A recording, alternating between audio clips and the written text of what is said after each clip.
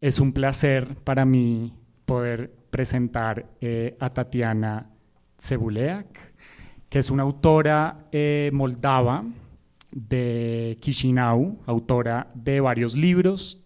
Ha publicado una colección de relatos, Fábulas Modernas, que se publicó en 2014, y más recientemente ha publicado dos novelas de las que vamos a hablar hoy.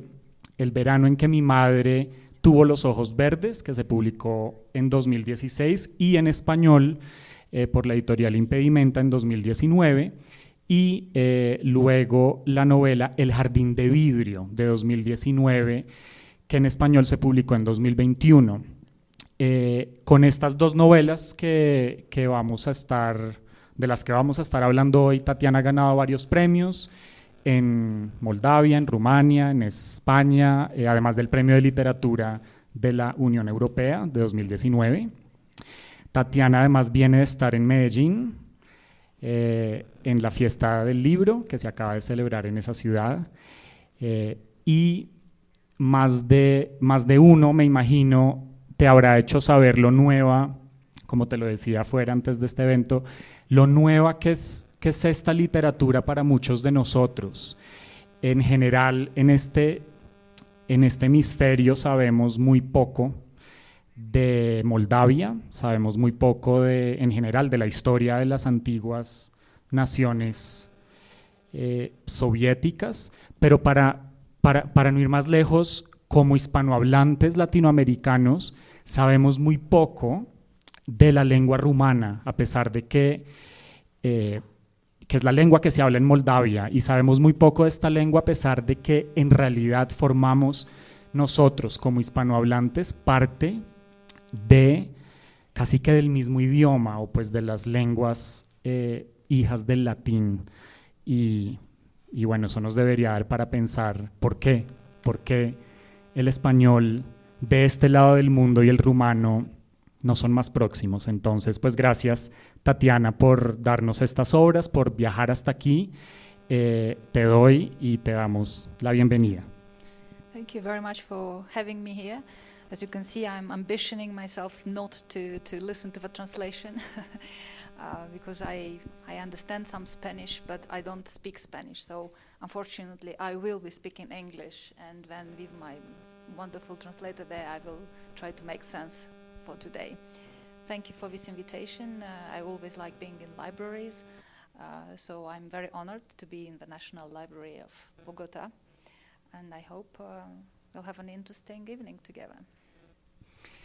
Bueno, quiero hacer como una sinopsis bien rápida de cada uno de estos libros, como para que nos pongamos en contexto y darles un abrebocas de los temas de los que vamos a hablar. El primero que mencioné, El verano en que mi madre tuvo los ojos verdes, es una novela que trata sobre un pintor, que es Alexi, y este pintor está en un bloqueo artístico, y entonces su psiquiatra le recomienda que escriba sobre uno de los momentos más definitivos en su vida, en su adolescencia, que fue el último verano que él pasó con su madre. Y que pasaron juntos. Y entonces ese texto que Alexi escribe por recomendación de su psiquiatra es la novela que leemos. Ellos pasan este verano en otro país, en Francia, después de que, y acá no estoy pues haciendo un spoiler muy grande, se sabe desde el inicio, desde que a la madre, o enseguida después de que a la madre la diagnostican con un cáncer terminal, y por eso es el último verano juntos. Esta relación del hijo y la madre es una relación rota, comienza como una relación rota, llena de resentimiento, marcada por el trauma. Hay una muerte familiar que los ha marcado a ambos, y marcada también por el abandono de esta madre, que tras esta muerte familiar ha abandonado a Alexi, y entonces allí ese es el estado desde el que comienza la novela. Luego está El jardín de vidrio, la segunda novela más reciente. Y en esta historia vemos algunos paralelos. Esta es una historia sobre una mujer la narradora, que está escribiendo una especie de carta a sus padres biológicos. Esta es una mujer que está reconstruyendo su niñez, y entonces lo que nosotros leemos es esta especie de carta a sus padres biológicos, y nos vamos enterando de que esta mujer fue abandonada de niña en un orfanato, fue luego adoptada por una señora que se llama Tamara, que se dedica a recoger botellas rotas y a revenderlas y a ganar dinero de esa forma. Es una especie de recicladora en la Moldavia de los años 80. Y esto es importante porque el momento en que ocurre esta historia, esta memoria que nos relata la narradora, es en una Moldavia todavía dominada por la Unión Soviética, pero que está casi que por llegar a ese momento de la transición pues, tras la caída de la Unión y la posterior independencia de Moldavia. Y entonces yo quería que comenzáramos a hablar, Tatiana, sobre el tema, o uno de los grandes temas de estas novelas, que es la maternidad y la filiación, el ser hijo. Estas novelas nos muestran no solo el vínculo de madres e hijos, sino que también nos retratan la manera como este vínculo, que para nosotros es natural y es, digamos, indisoluble, pues todos al nacer somos hijos de la persona que nos dio a luz, sí o sí. Por más de que reneguemos de esa madre, somos hijos, ¿no? Pero esta novela, me parece a mí, también nos retrata este vínculo de madres e hijos como un vínculo que puede ser artificial, es decir, que puede ser moldeable, un vínculo que, como cualquier otro vínculo entre dos personas, puede ser roto o puede ser borrado, o que puede ser incluso sustituible, ¿no? O rearmado también. Y entonces estas novelas para mí son como una especie de fábula, son una fábula sobre cómo se es hijo, cómo ser un hijo. No solo sobre nacer, porque nacer es ser hijo por definición, sino también cómo llegar a ser un hijo. Y entonces ser hijo es una cosa, en estas novelas, es un rol que interpretamos y un rol que se va transformando en el tiempo, pero un rol que alcanzamos, que llegamos, en el que nos convertimos. Y me parece que la gran ironía de estas novelas es que nos dicen que ser hijo es también educarse, o es también prepararse para un destino inevitable, que es el de la orfandad, el destino de todos, y es que nuestros padres van a morir. Y entonces ser hijo en estas novelas es algo que es posible cuando nos volvemos huérfanos, cuando dejamos de ser hijos, que es una gran ironía, ¿no? Cuando nuestros padres mueren y entonces nosotros nos convertimos en nuestros padres, en el árbol genealógico, y dejamos de ser hijos, al menos parcialmente. Entonces quería que habláramos, o que nos hablaras un poco sobre qué te suscita esa lectura que estoy haciendo de la orfandad, y si crees que en estas novelas hay una fábula sobre cómo ser hijo o hija. The motherhood, as you said, it's a topic which always interested me. Probably I knew one type of mother when I wasn't a mother, and then I had my children, this thing changed. So I saw that being a mother when you actually have a child, and thinking how to be a mother when you don't, it's different.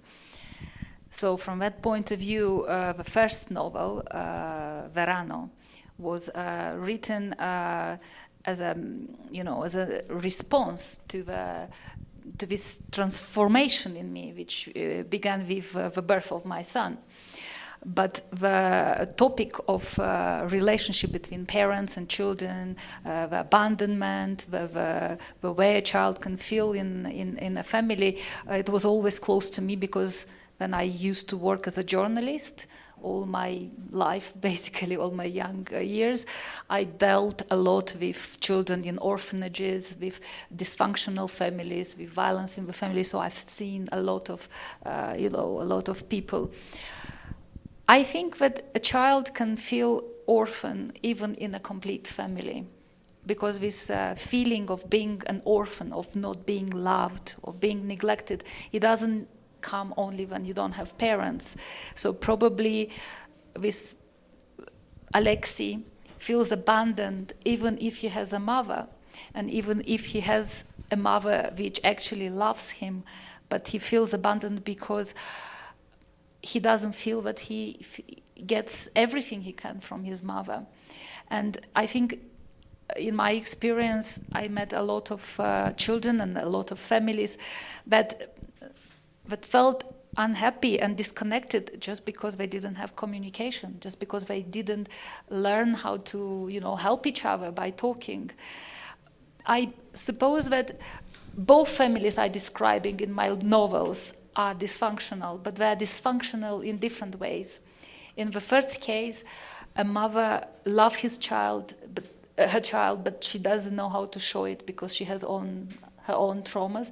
In the second novel, Tamara, this woman who adopts a girl, loves her and wants her to, to give her everything she has, but she doesn't really know how to show kindness because she was not always, people were not always being kind to her. So I suppose that we can only love as much as we were loved in our turn. And my books are always showing that kind of, the lack of understanding, and what do we do when we don't feel at home. Y se me ocurre, con esto que estás diciendo, se me ocurre otra característica de ser hijo, que es la espera. A lo que me refiero es, ser hijo de cierta forma, como ya lo dije, pues es esperar a ese destino de la orfandad, que lo puedo experimentar aún teniendo a mis padres vivos, o que me llegará cuando mis padres mueran. Y entonces se me ocurre que ser hijo, y creo que lo sugieres en tu obra, ser hijo es también ser un paciente, y paciente en todos los sentidos de esa palabra, paciente porque estás esperando un destino, que es convertirte en tus propios padres, pero también un paciente en el sentido de padecer y de padecer una enfermedad. Y en efecto, en estas novelas está la enfermedad. Entonces podemos conectar este tema de la orfandad con la enfermedad. Alexei, el narrador de la primera novela, del verano en que mi madre tuvo los ojos verdes, es un enfermo, tiene un desorden psiquiátrico que le acarrea un montón de problemas familiares y sociales e incluso legales, ¿no? Luego está la narradora de la otra novela, que yo la vi como un espejo inverso de Alexei. Ella, si bien no es una enferma, y de hecho es médica, está del otro lado de esa relación de la enfermedad, es víctima de violencia física, hasta de una violación, y entonces en ese sentido ella por momentos también es una paciente. Pero además, encima de todo eso, están las más pacientes en esta novela, que son las madres. Está la madre de Alexei en una novela, que es la paciente enferma, como dije, de cáncer. Esta novela que nos relata los últimos meses de enfermedad y de vida de esta mujer, nos muestra además el momento de su vida en que ella es más paciente, ¿no? El momento de mayor enfermedad. Y en la otra novela, Tamara, esta madre adoptiva, va también enfermándose a lo largo del libro, y su condición va empeorando a lo largo de la novela.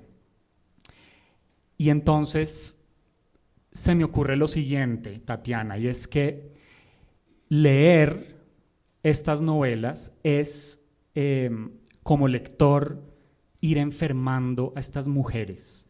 Yo tuve durante la lectura la fantasía de parar de leer para evitar que estas mujeres se murieran. Y entonces casi que pasar cada página era ir cumpliendo ese destino inevitable de un cuerpo o dos cuerpos que se iban menguando y que se iban enfermando y llegar y acercarse más a ese destino inevitable. Pero a la vez estos textos son un remedio.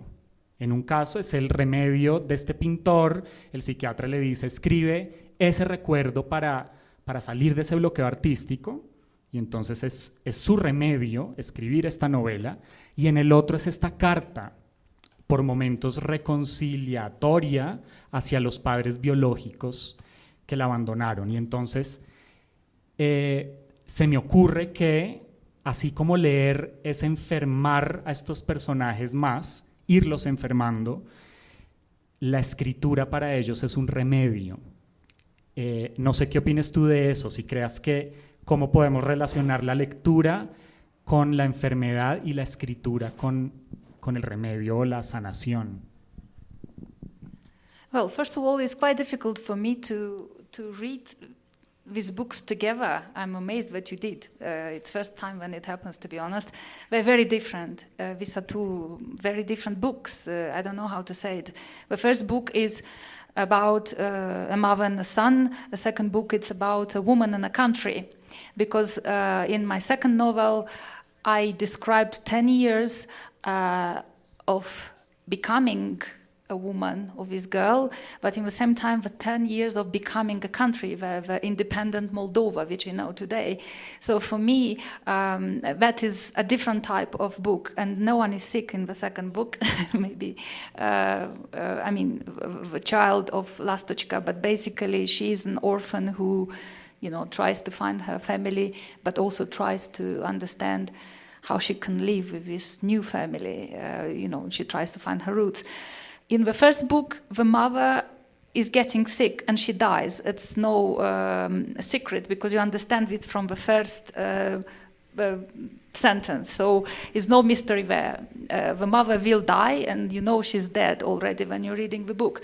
But it's still, I have this desire that this book is not seen as a book of death only.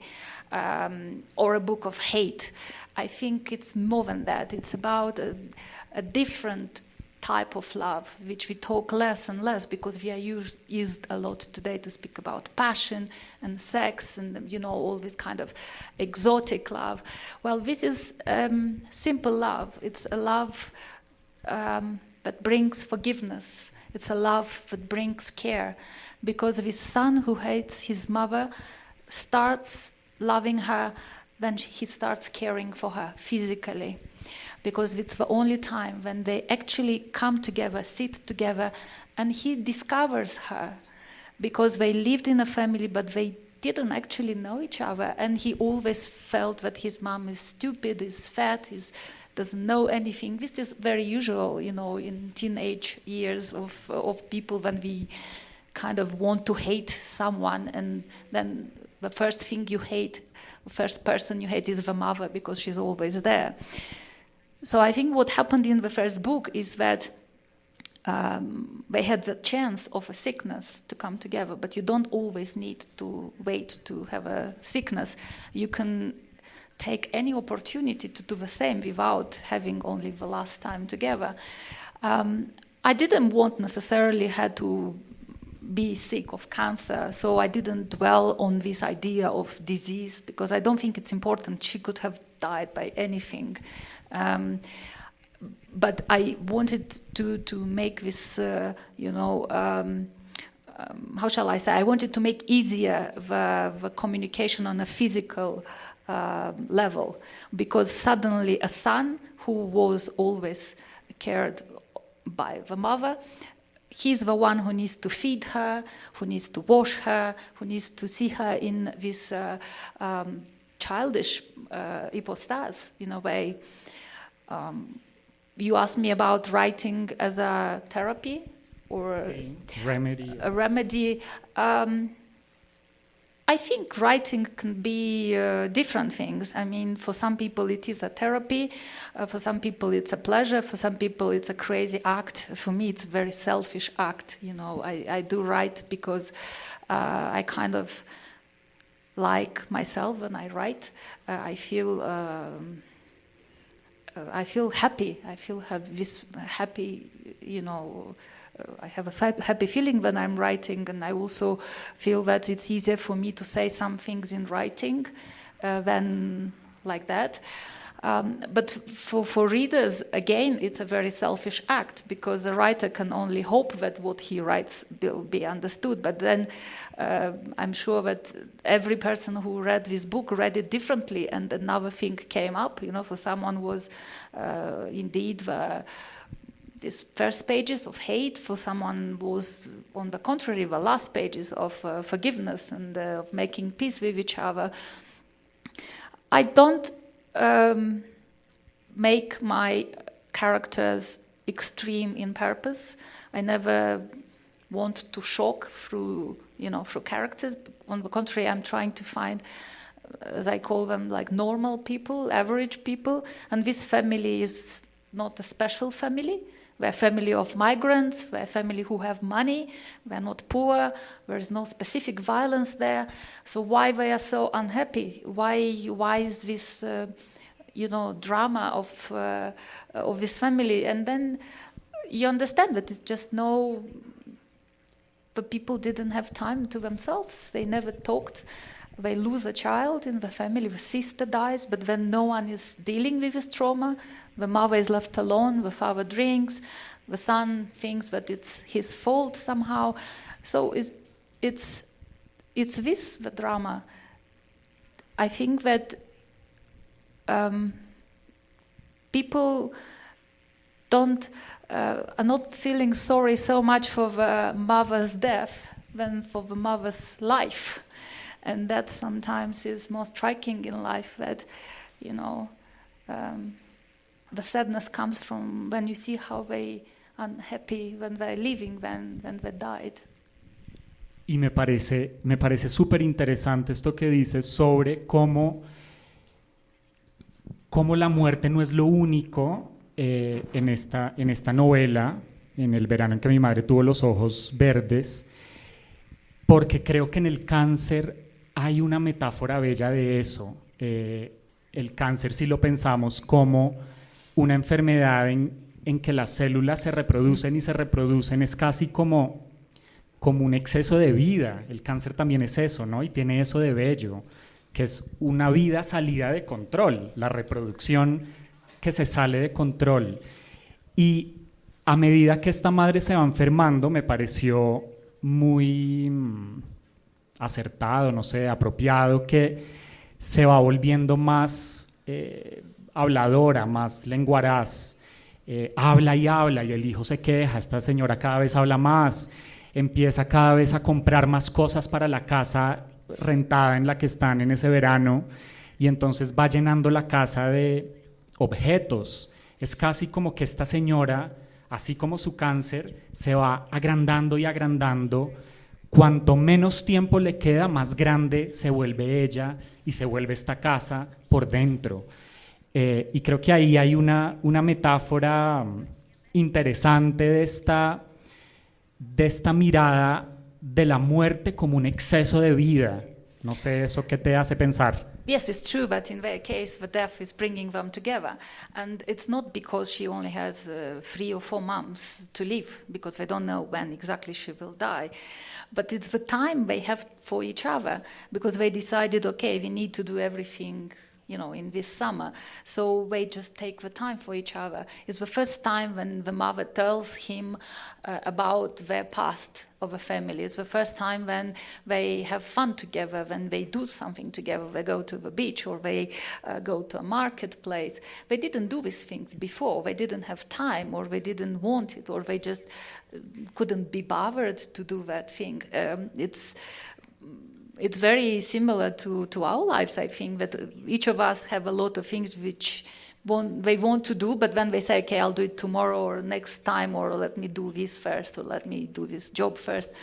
So yes, they it is a bit more life than death there in the last months, just because they just made a stop and they said, let's find out who we are and what do we want to do and what we didn't do. I think this summer for Alexei becomes the main.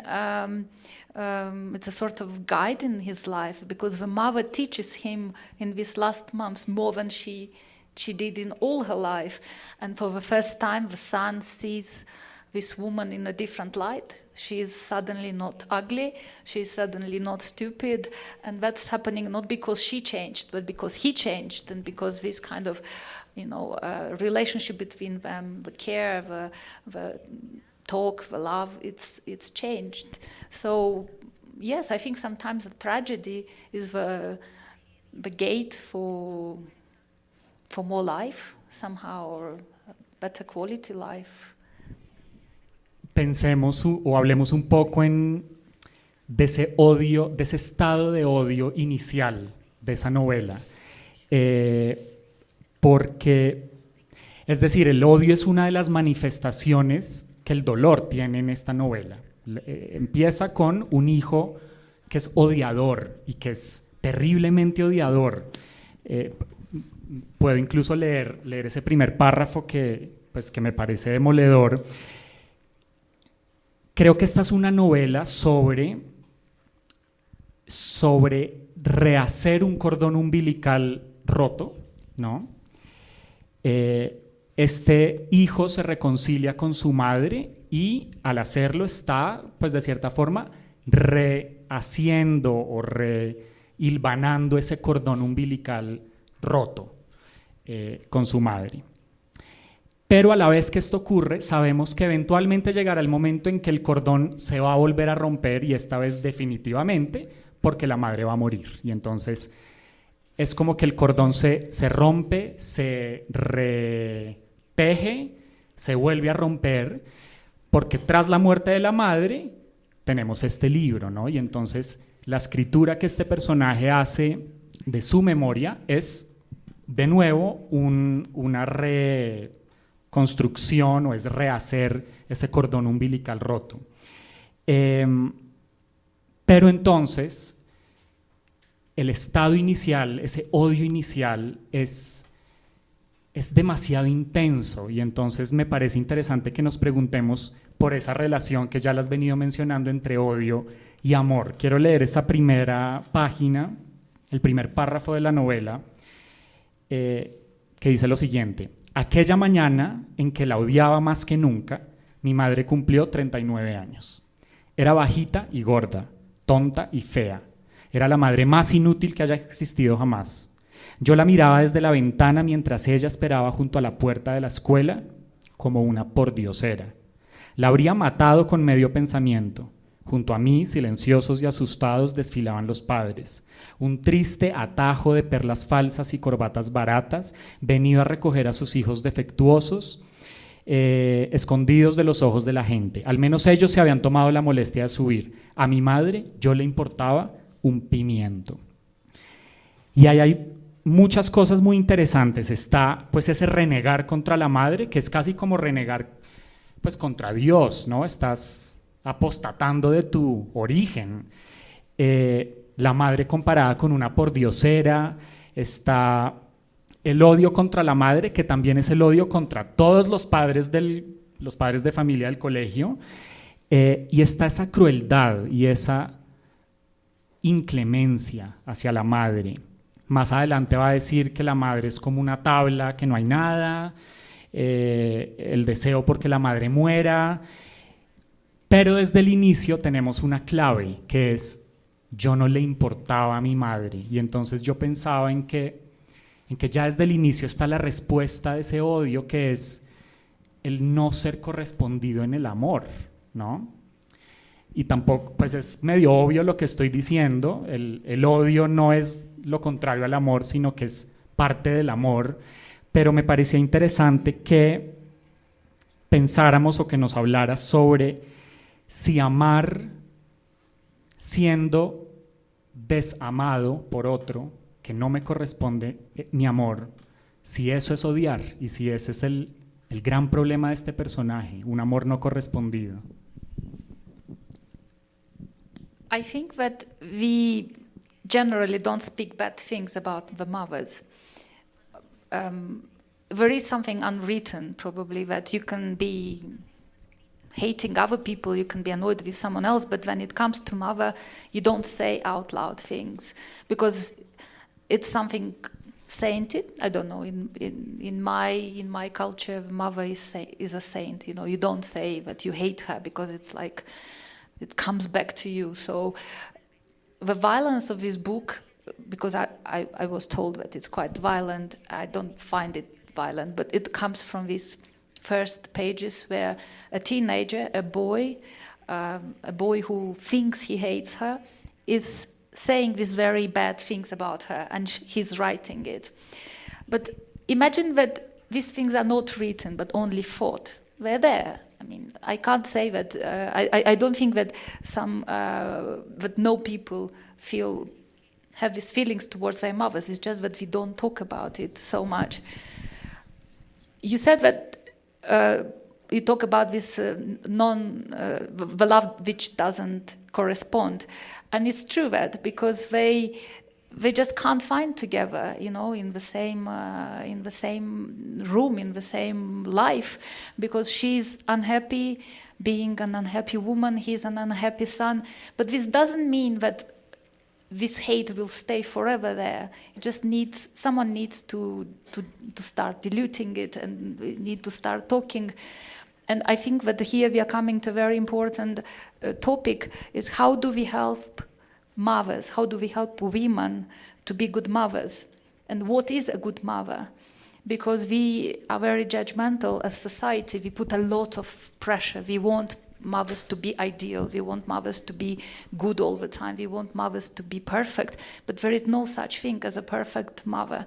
There is no such thing as a perfect love, you know. So I think that she does her best for her son, but maybe for him it's not enough, because no one did for her the same thing. I'm always glad when this book is starting discussions about the role of a mother and the role of societies in helping mothers to be good mothers. Because, you know, motherhood is not only about a woman raising up a child. Motherhood is about a whole society raising up children. And in Moldova, for instance, where I grew up and where my mom still lives, a woman once married and once giving birth to a child, that's it. You know, she is going to be a mother forever, and everything she will do is going to be only judged through this lens, the lens of motherhood. More than that, even if children are not doing well in life, it's also the problem of a mother, of her education. So you see this kind of, the wheel never stops. You can never be good enough. You can never do things good enough. I think that it's important for all of us to, you know, to admit that parents love their children differently. The children are different as well, and they need different type of loves. It's not that sometimes a family can be right for a person, but very wrong for another. And here, going to my second book, you know, this woman adopted a girl from the orphanage where she was abused, she was sexually abused, she was tortured. But then she comes to a family with money. Why is she not happy? Why is she not happy? Well, because she doesn't need the things she gets now. She needs other things, you know, she doesn't need money. She wants I don't know, something else. She wants her biological parents, or she wants love, she wants poetry, she wants different things. We are not all the same. And I think that in my first book, in Verano, somehow from a selfish perspective, hoping that one day my son will read this book and will understand why did I write it, I just wanted a sort of message, like a red light of a book, to say that we do what we can, and maybe that is not enough, but if you can't do more than that, it's not your fault necessarily. And, you know, Alexei finally understands that. Maybe too late, but still understands it. Esto último que dices creo que lo podemos conectar con otra cosa o una cosa que se hereda de la maternidad o que se hereda de la madre y que está asociada a la maternidad, que es la lengua. Y no gratuitamente hablamos de la lengua materna cuando hablamos de nuestra, pues la primera lengua que aprendimos, porque la aprendemos y siempre ha sido así en realidad de la madre, y la aprendemos en el ámbito doméstico, en oposición a las lenguas que aprendemos después fuera de la casa. Y entonces esa primera lengua es la lengua de la madre. Y El jardín de vidrio, la segunda novela, es una novela también sobre este devenir de esta protagonista, pero también el abandono y el reaprendizaje de una lengua. Esta mujer que viene de un origen de lengua rumana o moldava, y ya hablaremos de esa distinción a qué se debe, que luego es forzada a aprender ruso durante pues, la época de la ocupación, que cuando lo logra se ve inmersa en un proceso político más adelante, que es la caída de la Unión Soviética, y luego es obligada a deshacer ese aprendizaje del ruso, de la lengua que ella logra aprender y logra hacer suya, y es obligada a deshacer ese proceso lingüístico para abandonar el ruso y rehusar el moldavo, que a la vez es aprender otra lengua, porque resulta que ya no es moldavo sino rumano, y entonces ahí tenemos la cuestión de que el moldavo, que es la misma lengua rumana, se llama moldavo porque es la lengua rumana escrita en alfabeto cirílico, y entonces es el alfabeto impuesto por una política soviética y, digamos, de separación de Moldavia de Rumania, pero es una distinción que no se debe a criterios lingüísticos, sino meramente políticos, ¿no? La lengua moldava, que en realidad es rumano, solo que escrito en cirílico, y la lengua rumana, que sí se escribe en caracteres latinos.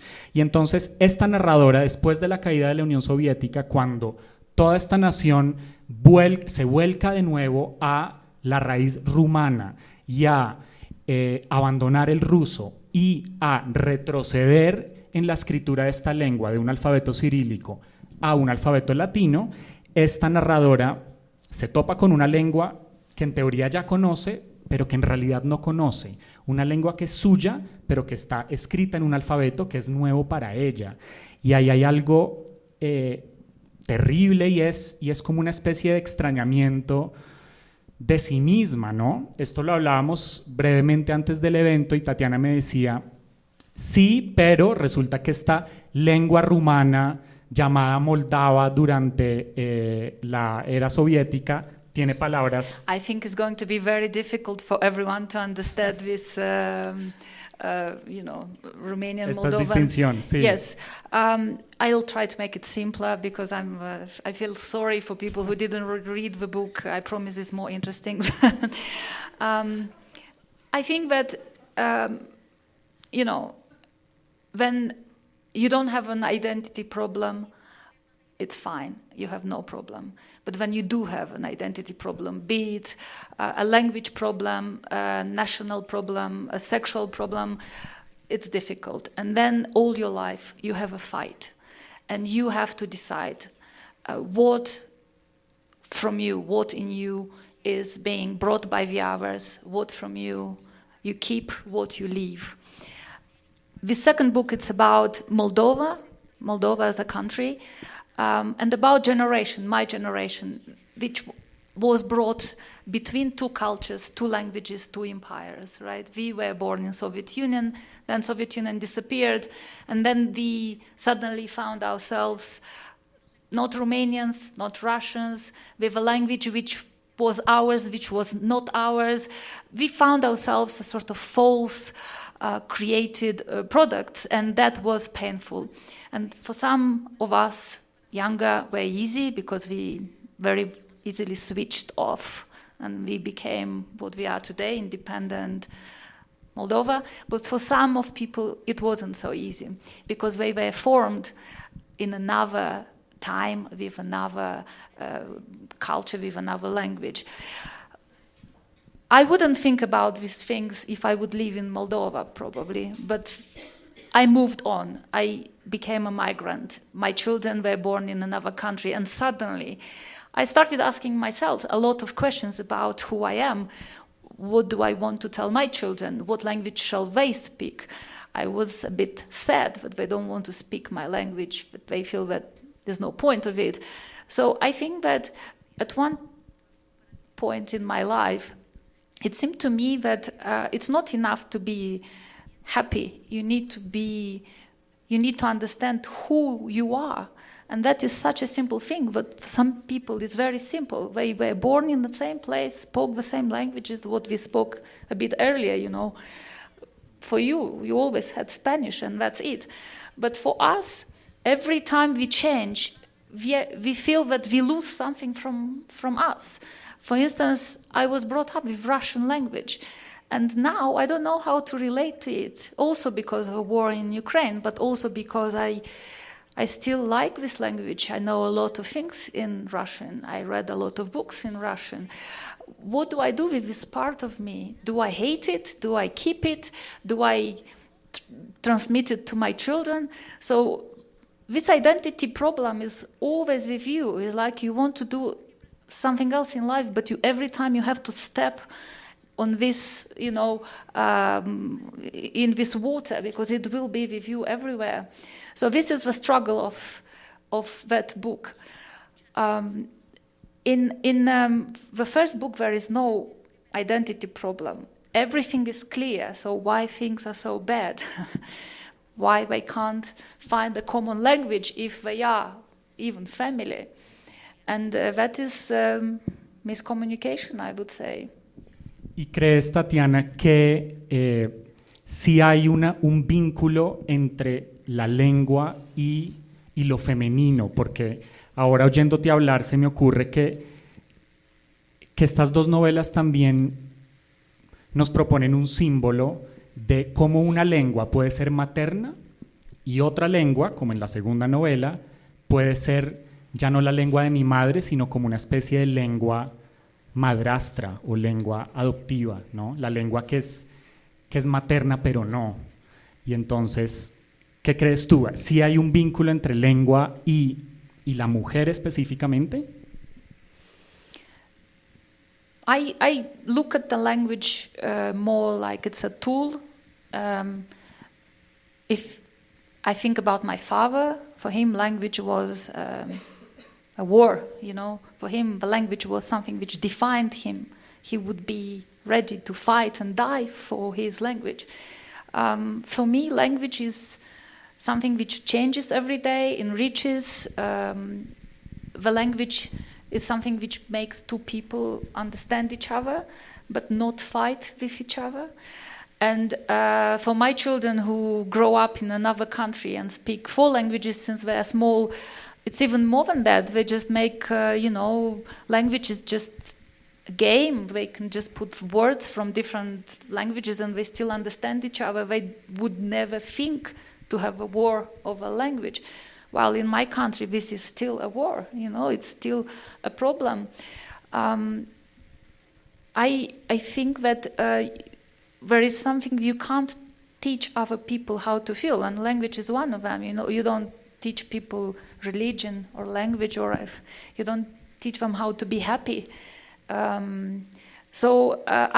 Language is important in my books.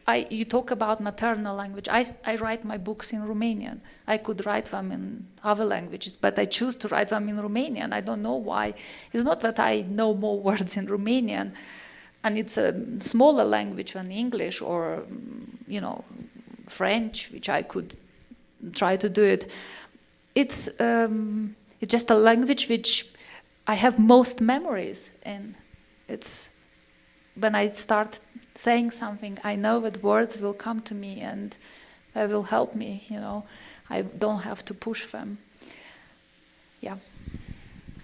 Bien, bueno, yo creo que podemos abrir espacio para preguntas del público. Si alguien quiere aprovechar este rato antes de cerrar, nos quedan como unos 10 minutos más o menos. Así que adelante, alguien. Por allá tenemos una pregunta, creo, ¿o no?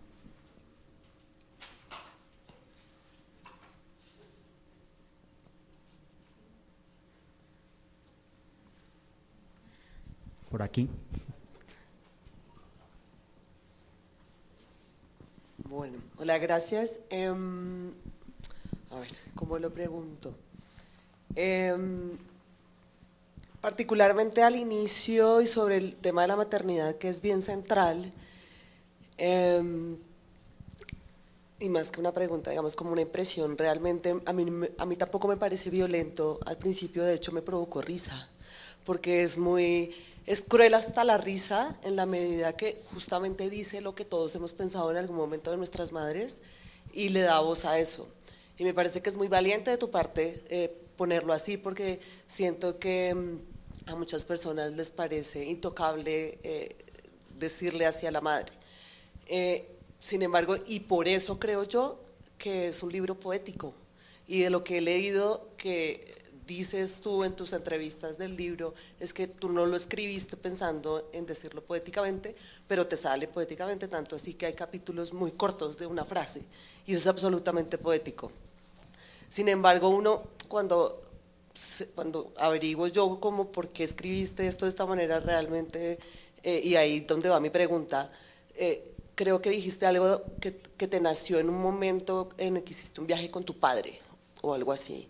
Digamos como que ahí te surgió la idea, pero no porque hayas tenido un episodio traumático con tu padre, sino porque, no sé, tuviste una preocupación. Realmente me pregunto es, ¿de dónde sale como todo eso tan visceral, usado con esas palabras? Además, tu traductora es bastante buena y lo logra muy bien en español, poner eso en palabras en español, pero quiero saber como de dónde sale eso tan visceral que te lleva a insultar de esa manera a una madre. Well, I suppose that I always had these feelings, you know, I was a teenager as well. It's true that it didn't come from a problem with my mom. We are very good friends with my mom. It's probably came, as I said, once I became a mother, and then I had all kind of fears, but this summer with my father, which indeed I spent, this was the first time I saw my father in a different light. Okay, so why was Alexei in that summer? Because my father was quite an absent father, even if he lived with us. He was very busy all the time. Everyone would say, what an interesting man, what a genius, what a good poet. He was wonderful. But I just never had opportunity to see that, you know, because sometimes you are wonderful outside the family, but then in the house you don't have time to be wonderful. So I think that when he came to France, and my children were very small at the time, and he was spending time with them, talking to them, you know, giving the best of him to them, I kind of felt not jealous, but confused why he never did this with me. Was it only because he didn't have time, or he didn't like doing that with me, but he likes now doing this with my daughter? And then I told him lots of things, you know, because we had too much time together, probably. And he told me something. He said, like, I didn't change. It's you changed. You see me differently. It's not, and probably it's the same with Alexei and the mother from the book. It's not her changing. It's him actually changing. He asks questions. He understands her better. He sees her in a different light. And I think that was the starting point, but then I just had to fill up with, you know, cruelty and violence, because I'm like, no, I'm joking. I just wrote this book with feelings I had at the moment, you know, and I'm happy that you laughed, because I don't know why people think that this first page is so violent. It makes me feel that the mothers are hated only in certain parts of the world. But I have a teenage son now, and I see that sometimes he's very crossed with me. Sometimes he just hates me because I'm asking him to do homeworks, because I'm asking him to clean his room, because, you know, I'm a mother. But he never tells me this. He never talks about feelings, but he can say, you know, you are like that and like that. And I think that is the same feeling which Alexei has, is just that he has the courage to say it in words, but when she died, you know, he still doesn't say this to her face. But he says it because now he's writing and now he's remembering. So I think it's a matter of sometimes expressing the feelings, because maybe it's easier to say sometimes I hate you than you are ugly or stupid or fat, as in this situation. And I think I just needed to put some hate in order to make the final somehow more understandable, because if all the book will be only about this kind of communication, pass me the salt, or can I have more milk, and it would be different. Yeah. Thank you.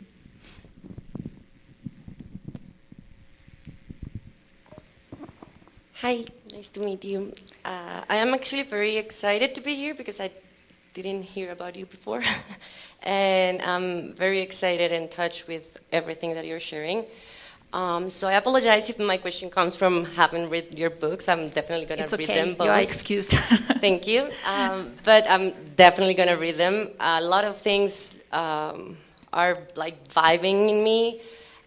For the last 2 years, 7 of my best friends have become mother. I am not a mother. I don't want to be a mother, but it has been how to be there for them. And for what I can see here, you are putting in words so many different things. Not only that hard world, don't supporting mothers and don't be there for them, but also putting in words a lot these feelings of mostly, I would say, everyone.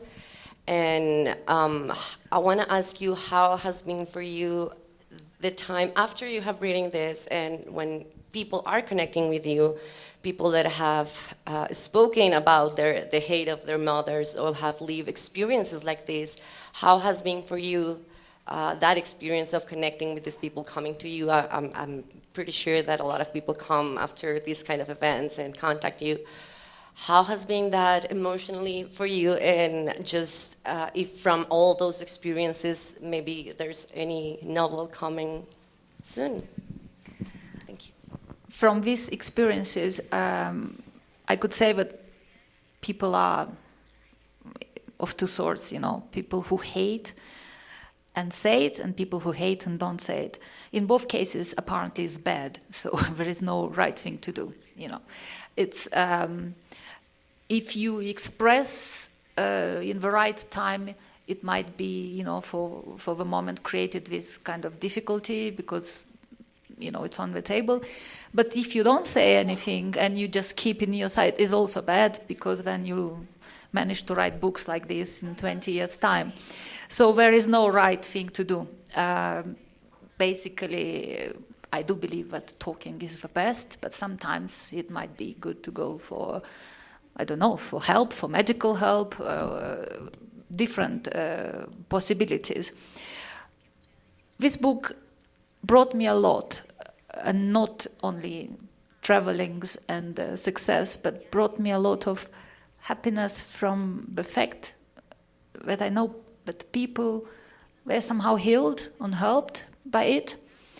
I got a lot of messages and, you know, feedback about people who made peace with themselves, made peace with people, made peace with enemies, but also were able to move on in life by admitting that some things you will never repair, some things will always be there with you, and you will just have to move on. When I had a meeting in France in a college, a guy came to me and said that, you know, my friend Benoit, we didn't speak for 1 year, we hated each other, and after this book we speak again.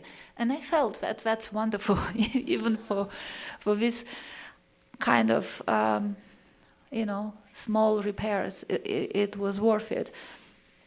And I feel that after writing this book, I'm done, with that part of me. So I'm somehow excused myself. Whatever I will be doing, whatever mistakes I will be doing, the children will have a testament. My son will see that, I did something right. In general, for a writer, talking to people who read the book, I think is the gift, is the prize. Because it's amazing how, in country from another part of the world, we could still talk about the same things and understand each other, and that is the magic of literature, I think. Thank you. Hola. Bueno, yo más que una pregunta quisiera darte realmente un mensaje de felicitaciones inmensas. Leí el libro El verano en que mi madre tuvo los ojos verdes, lo leí con mi mamá también. Y digamos que para mí trae 3 mensajes importantes. Uno, como lo decías, es la maternidad. Otro es cómo llevamos la muerte. Y el tercero para mí, y pues creo que es súper gráfico, es un tema de salud mental, ¿no? Y creo que nos permite como un entendimiento, un acercamiento un poco a la humanidad de mundos que realmente desconocemos. No sé cómo fue tu proceso, digamos, si esta, diagnóstico que decimos de Alexi, resultó siendo un caso tuyo cercano de algún familiar, si tuviste un proceso de investigación sobre la enfermedad, pues el diagnóstico como tal, su situación personal, o pues digamos cómo fue esto, ¿no? Porque digamos en el libro, pues no sé si no lo leí bien, pero digamos en la versión en español dice que tiene una enfermedad, un diagnóstico de 17 letras.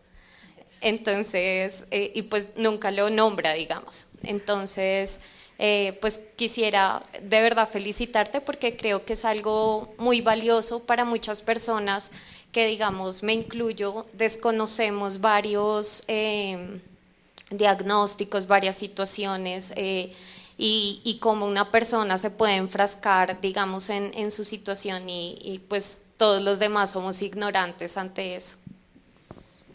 Thank you. If I understood, I think I don't hear any more translation, but I think I understood. You asked me if I'm crazy or if I research craziness.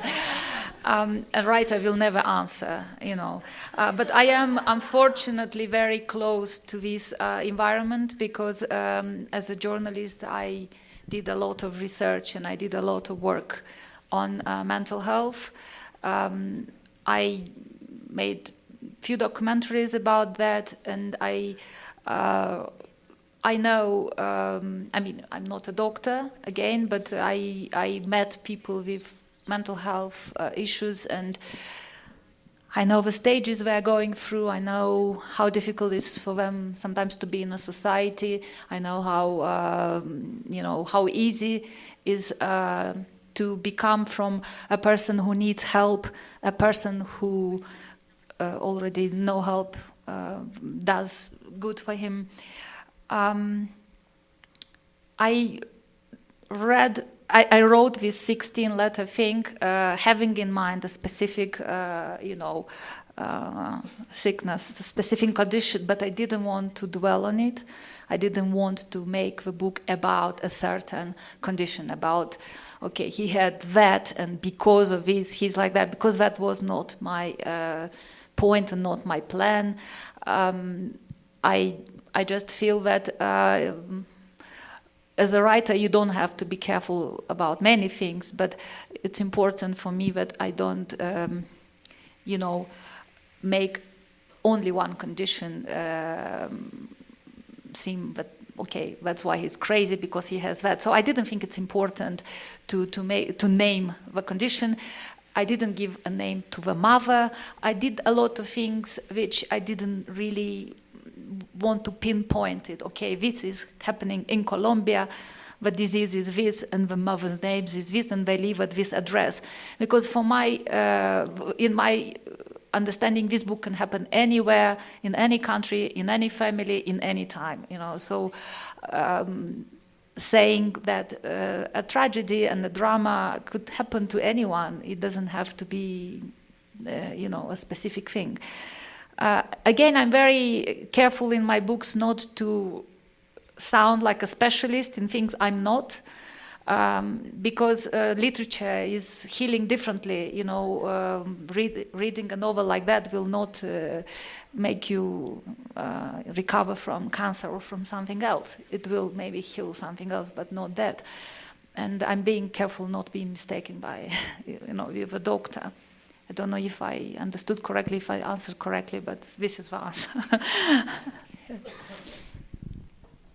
Bueno, yo creo que entonces ya podemos ir cerrando. Yo solo quería añadir una cosa, y es que con la lectura de estas novelas yo estaba pensando mientras decías esa última respuesta en las palabras exactas con las que podría describir el efecto que leer estos libros tuvo en mí, y se me ocurren dos: quedé deslumbrado y asombrado, y digo esas palabras con la carga que tienen. Digo deslumbrado porque